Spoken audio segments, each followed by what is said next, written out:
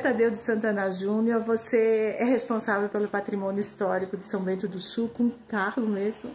Hoje eu estou como diretor do Departamento de Patrimônio Histórico e Cultural de São Bento do Sul, aqui na Fundação Cultural. Então a gente cuida do patrimônio, cuida da parte do Conselho de Patrimônio Histórico e de toda a que envolve aqui a questão do patrimônio e da cultura do município, né? Que tem bastante tipologias. Nós andamos por ali ontem, vimos algumas coisas, fotografamos, mas essa em especial nos chamou muito a atenção.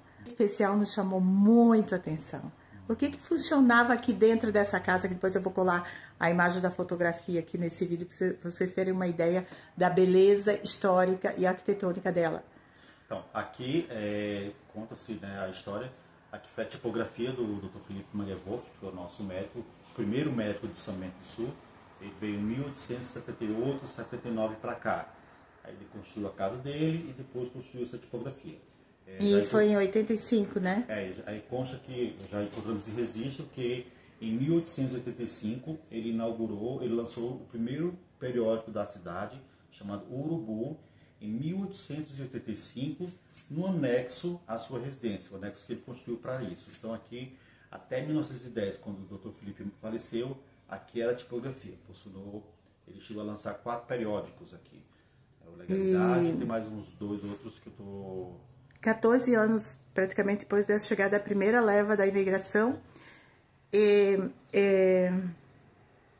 Vocês têm algum exemplar desse jornal Urubu? O Urubu não, ele era manuscrito, né? Aí esse não tem, foi só um exemplar mesmo. Os outros, creio que o arquivo histórico deve ter alguma coisa no sentido, mas não pode não ter o primeiro, mas tem o segundo, tem alguns lá no arquivo histórico. E a casa dele é muito interessante. Eu estava comentando já. Ela tem uma arquitetura que reporta a arquitetura romana, que nada surpresa se os imigrantes vieram do sul da Alemanha, porque os romanos ocuparam parte daquele território. E tem uma torre aí que reporta o Renascimento italiano, onde nas vilas italianas, quanto maior fosse a torre, mais abonada era a figura que estava ou morava ali, né? E aqui nós vimos uma torre na casa dele. Eu acho que é a primeira e única que tem aqui em São Bento, né? Num lugar privilegiado, né? Num alto, morro, que dá para ver bastante coisa daqui, daquela época, né? Então, era a única torre que tinha. Será aqui. que funcionava na torre? Ele prendia alguém lá? Não. Conta-se como ele trabalhou muito, ele lutou muito ali na Guerra de Lapa, aqui, com os federalistas e tudo mais. Era para avistar os inimigos, né? Que tinha uma visão privilegiada para lá, para a parte do Oxford, ou para a parte do centro, dava até para ver. Teve conflito aqui? Aqui mesmo não chegou a ter conflito, mas era tipo quase um quartel-general. Teve uma época que ele estava em Lapa, né, salvo engano, e quando ele chegou a tipografia dele estava quebrada. A tipografia dele, quebrada a tipografia dele, ele estava, acho que invadia a casa dele também, então ele teve muito isso, que tinha muito esse embate com os federalistas, eu acho que os imperialistas, o pessoal do Império, que foi bem naquela divisão ali, né, a proclamação da República. E ele foi um combatente bem árduo, tem fotos dele na guerra e tudo mais. Lapa fica onde, Beto? Aqui no... Depois de Rio Negrinho. Depois de Rio Mas Negro. é Paraná, né? Paraná. Não, Mafra é... Não, Lapa. É perto de Rio Negro, assim, né? Rio Negro, sentido... É uma cidade histórica até. Uma cidade muito histórica. É. Ele era médico lá e a sociedade colonizadora convidou ele para vir ser médico, que aqui não tinha médico. Então era um imigrante que entrou por Curitiba, de repente. Curitiba, ele já morava em Lapa. Isso. E talvez lá ele teve contato com uma arquitetura mais elaborada, como foi a casa dele e essa casa aqui do jornal. Sim. Porque tem muitas casas em Curitiba do século passado, compreendendo um pouco, mas nós vamos pesquisar. Essa casa aqui, gente, ela foi construída com a técnica mista, autoportante, com tijolos maciços, que lembra o Backstyle Expressionismos, para vocês terem uma ideia ali do seminário de Corupá.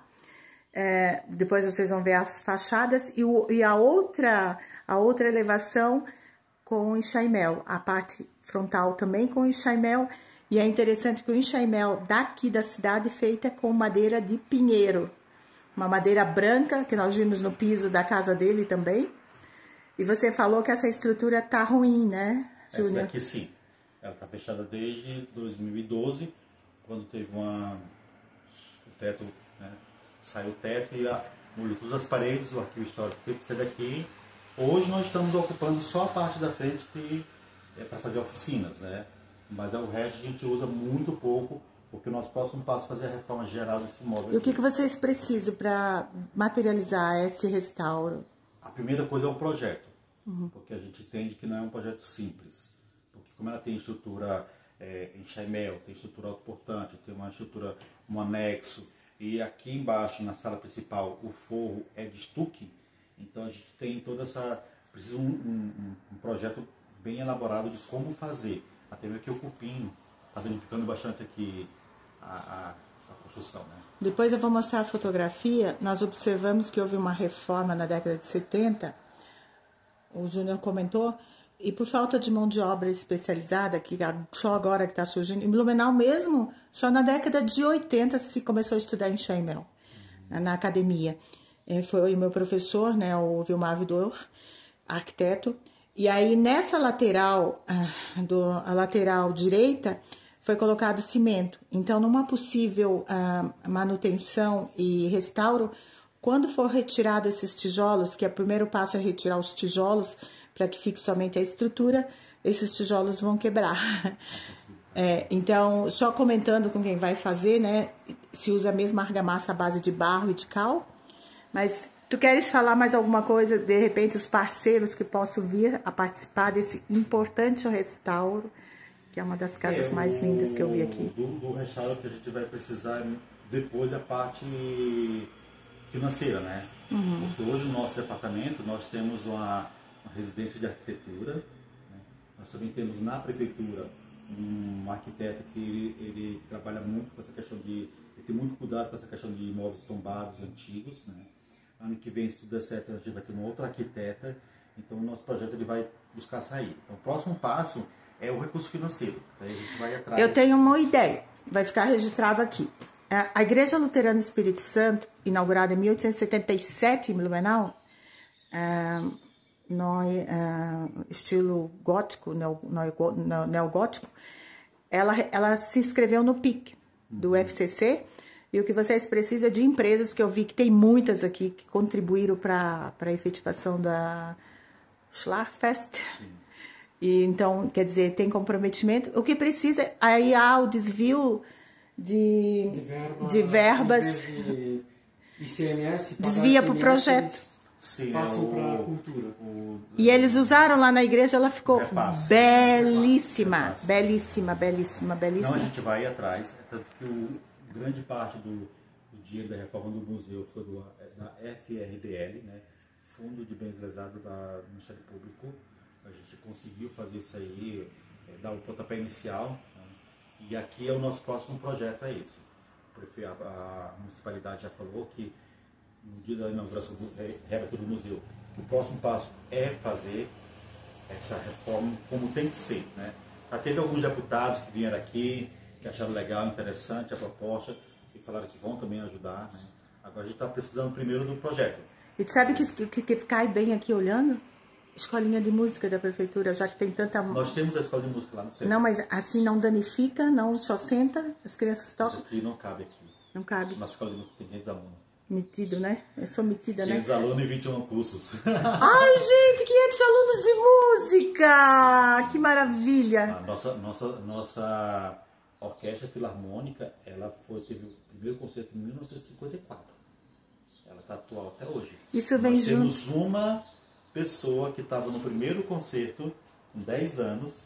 10 e tá anos, agora. 10 anos, e está agora. Que maravilha. Nora Leia Ribeiro. Né? Que maravilha. E ela funciona ininterruptamente, desde 54. Muito legal. Para encerrar, fala alguma coisa, por favor, Júnior. Então, uma forma geral, né? Nosso município, para quem é amante da cultura, né? Nosso município ele é agraciado com vários imóveis tombados. Hoje nós temos 66, tanto a nível federal, estadual e municipal. A grande maioria estadual. O município agora acabou de tombar mais 2 imóveis, falta tomar mais 2 a nível municipal. E que conta essa história do município, do seu início até aqui, e a gente busca preservar. Falta recursos? Falta, mas a gente procura dar um incentivo, procura trabalhar com um proprietário, ajudar para que tenha esse resgate, essa memória viva no nosso município. E aqui a gente tem muitos planos para esse local, muitos. Após a reforma a gente vai dizer o que, é que vai ser aqui. Aí nós vamos voltar aqui. E se precisar de alguma coisa, a gente pode construir pontes, que é um prazer. Obrigado, isso é ótimo. Obrigada. Estrutura de pinheiro, madeira paus beneficiado com máquina, o que não existia no século XVIII. Feito de pinheiro, beneficiado, ó, lisinho, nada falquejado. Ali, nessa parte atrás dessa estrutura horizontal, a parede frontal é rebocada. E nessa aqui não. Argamassa feita de barro e cal.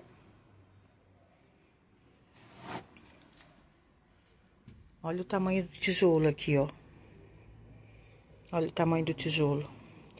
O que não acontece nessa parede lateral esquerda, que foi usado a argamassa com cimento, numa possível reforma na década de 70, segundo o Júnior.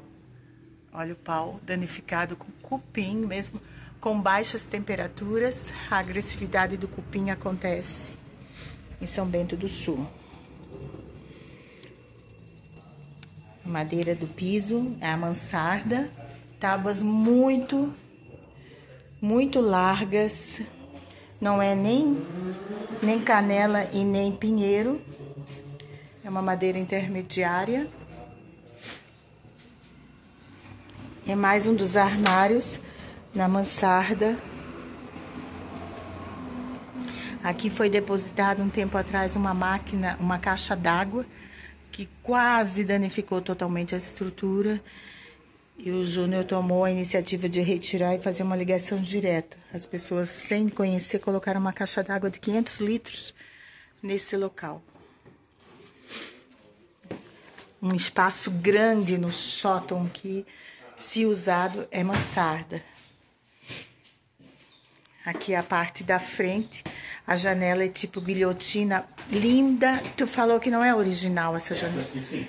Linda, linda, linda. São originais, mas as de trás que não são. E o construtor desse local, que era um jornal, uma tipografia, ele é um migrante que veio da região do Paraná, de Curitiba, onde tinha uma grande colônia alemã, um grupo grande de alemães que migraram por aquela região. Ele residiu em Lapa. Tijolo autoportante, é uma estrutura autoportante que na parte externa é uma parede sem o reboco, com os tijolos aparentes, e na parte interna ele revestiu de madeira. Esse revestimento é antigo, Júnior? Ou foi feito depois? Mas pode ter sido da reforma da década de 70. Porque aqui ele foi feita uma adaptação, né, da janela. Curioso. Bem curioso. Vamos lá na parte de... Então, nós estamos descendo pavimento. Ah, nós entramos pela porta. Olha, 2 folhas. Ops. Aham. É. Isso nem tá colado, não. Pé direito alto, você vê uma porta de 2,10 e tem mais ou menos uma distância de uns 90 centímetros para cima. Então, tem mais de 3 metros esse pé direito.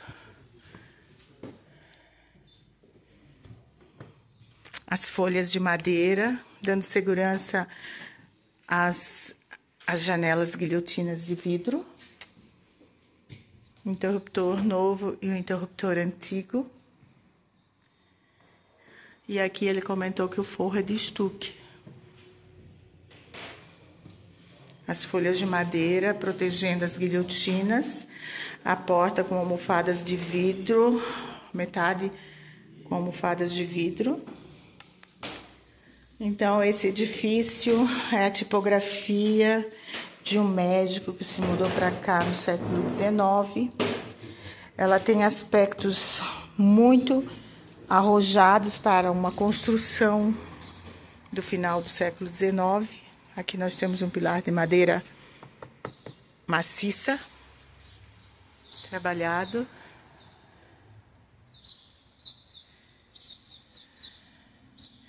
Maravilha. E ali ficava a residência desse médico com a torre que reporta ao Renascimento italiano.